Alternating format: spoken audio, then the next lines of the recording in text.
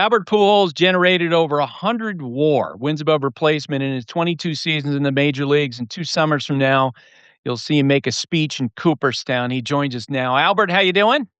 Good to see you, Buster. I'm doing great. Thank you so much here in the Dominican Republic. A little hot, but it's good to be back home. Well, and I got to say, if your ears are burning in the last week, it was because I was quoting you 15,000 times about Junior Caminero, about the line you said to us in the podcast early this year that after Aaron Judge moves on at the end of a great career, that Junior Caminero could be the next Aaron Judge because, man, he is going off. Had this stretch of 11 games, he had 11 homers. What are you seeing in him? And tell me about your communication with him lately. Well, it's pretty special. I actually called him yesterday to wish him happy birthday. What's so funny about him, I remember in April we had a little talk and he was a little frustrated because he hadn't hit a home run yet. And I told him, listen, the season just started. You just came out from spring training. You didn't have your bats that you normally have. Just be patient and continue to take your walks. I think one thing that I'm more proud of him, besides what he has been doing lately, is his walk ratio has gone up. He's not chasing that much. And that's something that I'm really proud of him. That means that he's taking, his walk, he's looking for a pitch to hit, and doing the damage that he has been doing. I mean, this is something that I saw a couple of years ago, having the opportunity to be his manager and kind of work with him, myself, Placido Polanco, Tony Diaz here in the Dominican. Man, and I told you, I think this year, and I've been telling people over the last couple of years, watch this kid. I mean, it's really special. His swing is so aggressive through the strike zone, but balanced. And it looks like he always hit in the front foot on the front foot, but his hands stay back, and he's so strong. And it's been fun to watching him hit over the last couple of days. Yeah, number 1 among all hitters in his bat speed, okay? I was texting with Kevin Cash, the Rays manager recently, and he said, "Look, his timing right now is so extraordinary." He said, "If they try to beat him with high fastballs, he's on it. If they try to beat him with off-speed stuff low, he's on it." And you mentioned the walk rate. I'm curious about if you have the, same perspective when you hear of a young player coming up. I'll look on Baseball Reference or look at the statistics, and the first numbers they always look at, Albert, are the walks and the strikeouts because that to me helps define who the player is. If you Yeah. get a young player who has 25 walks and 100 strikeouts, I'm okay, he's a free swinger. If Hmm. he has 70 walks and 80 strikeouts, that's a different type player. Something I almost never see is to see a player go from being an aggressive swinger as a young hitter to having someone who has plate discipline. That Hmm. always feels like it's determined by the time you reach the big leagues, right? That's gonna be a trait of yours, and to Yeah. see him double his walk rate, he's already surpassed the walks that he had in all of 2025. That almost never happens, Albert. Yeah, and that's why it's making him and it's gonna make him so dangerous. It's almost like you can compare it like him having the eyes of Juan Soto and then at the same time have, contact and power. I mean, it's a great combination. And what's so scary that the kid's only being in the league for 2.5 years. He just gonna get better because we all know he's just gonna get better. And I think, one thing for me, that I talked to him when I had the chance, it's not even about his mechanic or anything like that. It's about his patience. He's patient on the plate, look for a good pitch to hit, take your walks, take a take what they're giving you that day, and knowing that he's just gonna get better, and as he's getting more older. And I did hang an example like when I was in St. Louis, even my last Thursday end there, I was like, listen, you can't worry about the guy that's hitting in front of you, and you cannot worry about the guy that's hitting behind you. All you can worry about, you can control is yourself. Look for the pitch that you need to look, take a damage, do you damage. And if they walk you, they walk you, but you be ready. And, if you look all those home runs that he has been hitting, I mean, he's been hitting fastball, all speed, nasty cutter, slider. I mean, he's hitting everything. So it's just pretty impressive, what he has done. And then flip that to the side, but his defense as well, he got so much better at third base. He's a decent third baseman. Oh, without a doubt. He is the first to announce that he's going to be in the home run derby. You're going to be part of the broadcast that day. And a question I had for you, because it looks like whether it's Bryce Harper, Kyle Schwarber, one of those two guys will probably be in the derby in the town where they play. You had that experience. What's that like to do the derby in the town where you're playing? Yeah, it is a lot of pressure, because everybody, you hosting the All-Star game at your town. I remember when we did it in St. Louis, we had Sunday night baseball, I believe, and we got in real late because we had a rain delay in Chicago, and it was a short flight, but we got in like 2:30 or 3 o'clock in the morning by the time I got to my house. And then I had to wake up early on Monday for media and this and that because you had to do extra.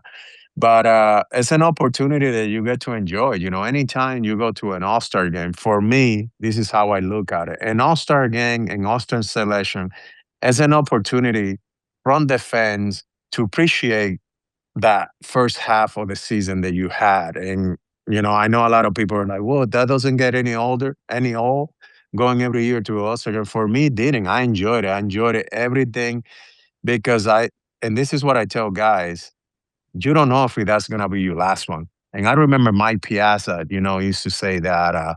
I think, I forgot who was, he used to say that, and that's something that I take pride of that.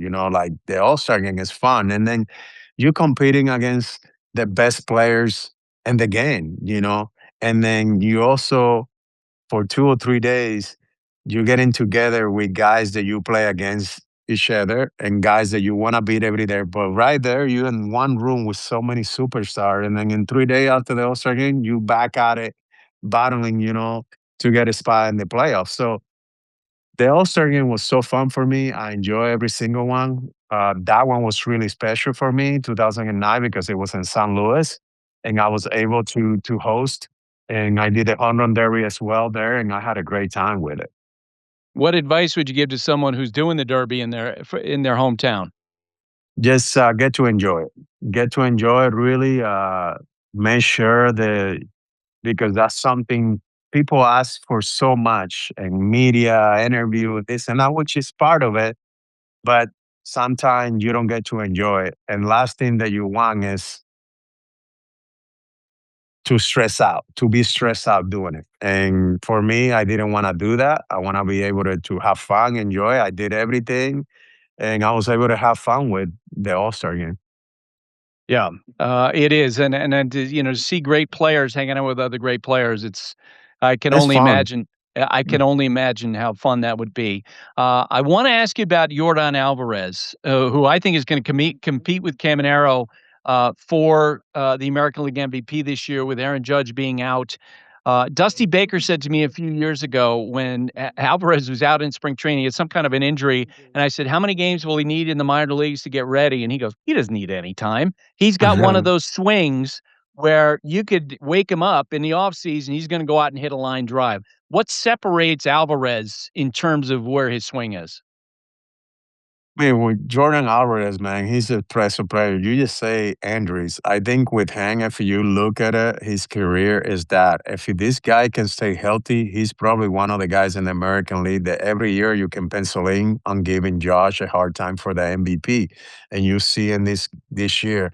And I appreciate myself because I was a line drive hitter with power who hit a lot of home run, but also to see him out there with his batting average as well. That means that he's taking his walk, he's getting his hit, not just popping home run out of the ballpark. Um, I mean, I had a chance to play against him, when we were in the same division with the Angels. And it was dangerous, man. It was one of those guys when I was in first place. It was like hanging Cliff Floyd probably, and Jim Tommy. Those were the three lefty that I was like, man, I don't want to be like playing in double play depth with these guys because they're so, it just, you can see it, man. Their swing, and if they hit something on the ground to first base, it's going to be hard. But, this is another guy that he understands. He really has a good discipline at the plate. He's not a pull hitter. He hits the ball all over the park. And, that's why he's able to have the success that he's having. And like I say, not just hitting home run, the guy is hitting for average as well. All right, you were in the news recently when the Mets made a managerial change with Carlos Mendoza, and you were asked about, would be interested in the Mets job, and it's well established. You've talked on the podcast here about how much you want to manage. I'm curious about this. If you got a chance to manage in a big market like New York, one of the requirements of those jobs are to speak with the media a couple times a day. In a big market, what would that be like from your perspective? Well, for me, it's part of the job. I think, you have to, whether it's post or after games, pre-game and post-game. I did it here in the Dominican Republic. I think I was the first manager to establish that. Nobody used to do pre-game and post-game here. I think after 2023, when I did it here, like the media started doing it. I actually was asked, I was working on that network, and then Craig was like, I want to do a blog with you about this managing job. I was like, of course, no problem. Like, I think I've been vocal. I think you asked me several times in your podcast as well. If that opportunity comes, why not? Who doesn't want to be a big league manager, and especially in a big market like the Mets, which you have a great owner who likes to spend, and you have a great talent. I think, unfortunately, things didn't work out with Mendoza, and then this year, because the injuries, the team that they put together in spring training, guys that they brought in, hasn't performed to that level. So I think sometimes it has to fall into the manager, but I think he did a really good job, and I think he's gonna have another chance to be a great manager once again in the big league. So, for myself, it's not just with the Mets. It's like any team that would like to give me that opportunity, I will go for it, and I will prepare myself and do the best that I can. So you played for one of the all-time great managers in Tony La Russa. I think he's the greatest manager ever. He also managed in an era where the managers had the most power within organizations. It's changed since the beginning of Hmm. your career, where front offices are perceived to have more power often than the managers. And the question that comes up a lot is how well does this managerial candidate potentially collaborate with the front office? I know you've thought about that. How do you feel about that? Well, for me, I believe, you have to have a great relationship with your owner, with your GM, with the front office. And I think, everybody keep saying to me like, well, how are you going to handle all the analytics thing? Remember, I play in three areas, I would say, or 1 to 10, 10 to 20, and then 20 to 22. So had seen myself, Miguel Cabrera, probably are the few players that have seen the game change so much. And I think at the end of the day, working with the front office, we all on the same page. It's about winning. Give me the information that it can help me out tonight to win a game or tomorrow to win a ball game. And analytics is just data numbers that is giving you information to help you out and to prepare yourself for the game. And at the end of the day, if we end up winning a championship, winning games, getting into the postseason, it doesn't matter who gets the credit. It's not myself, it's everybody because everybody is collaborating to the team. So I think you know, I have seen Tony having a great relationship, with Walt Jokery, rest in peace, but having those two men, the way that they respect each other, that's how I will love myself to be working with my GM and then my owner. So when I covered Joe Torre for 4 years when he was manager of the Yankees, I thought one of the things that was great about Joe is that he could relate to all the players on the roster, and he would always speak to the times in his career when he struggled. For example, he won the MVP in the National League one year, and the next year his batting average dropped by like 100 points. He set a record for hitting into 4 double plays in one game. Joe would bring this up. Hmm. Uh, you went from being an absolute superstar to at the end of your career you were more of a guy who came off the bench. How much did that, you think, help you to, potentially relate to guys across the spectrum of a roster? That time you had where you were coming off the bench, maybe pinch hitting, maybe being removed for a defensive replacement at the end? Yeah, remember, I think communication is huge. That's something that I had learned from Tony La Russa, Mike Scioscia, Dave Rover, Oli Marmol, guys that were my manager. I think as a manager, you have to have not just a good relationship with your player, but you have to be a great communicator. And that's something that when you do that, you, I feel like you allow the player to give you your best, knowing that my manager has my back and the manager always feel like my player has my back. So learning from one of the best, like you say, Tony La Russa, about that and just being open to the players. Hey, I need you in the seventh inning, and never catch a guy by surprise because you are not communicating. You had to communicate it to your coaching staff. That's something that I did really well, at the World Baseball Classic with the team that I had. I mean, all the superstar we have, and you can only play 10 guys. And again that day, and then if you had substitute guys, but at the end of the day, I think I did a really good job. I was really proud of the great job that my coaching staff did.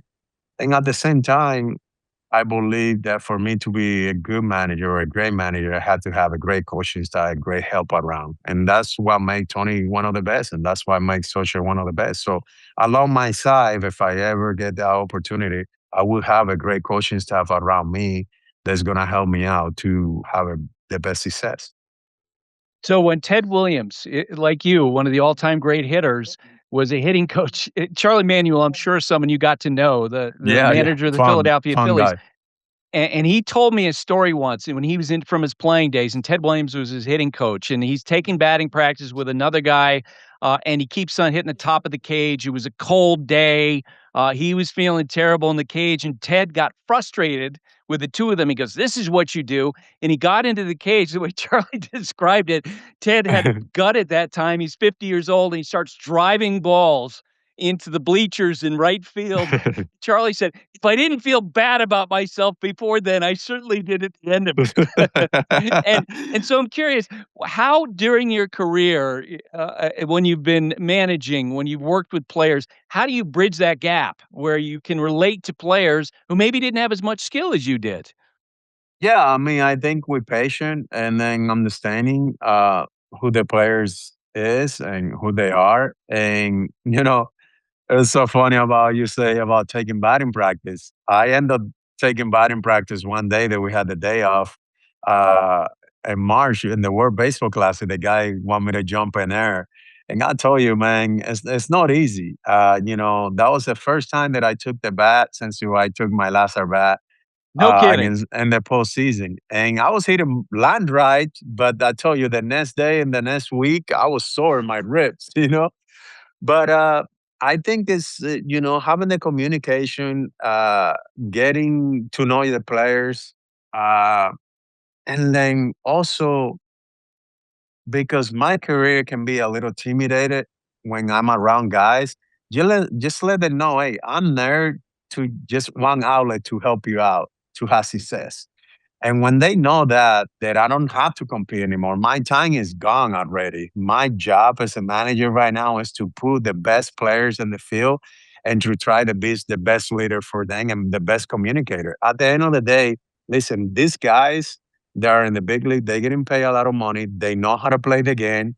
At the end of the day, yourself, my coaching staff, is our job is to try to put them in the best position to have success. And I believe that even towards the end of my career, having only Marmo and then having knowing that I wasn't playing every day and with the Dodgers with Roberts, I mean, they were putting me in the right spot where I was able to have the success that I did my last couple of years. So I will always look up to that. Part of that is obviously with information from the front office and then my knowledge as a athlete, as a professional that I was for 23 years and then try to use those as a skill to make it better for the players because at the end of the day, it's about the players, not yourself anymore. That's perfect. All right, Albert, thanks for your time. It's always great to catch up. Thanks, Basti. I appreciate it. You have a great day, and I'll see you next week.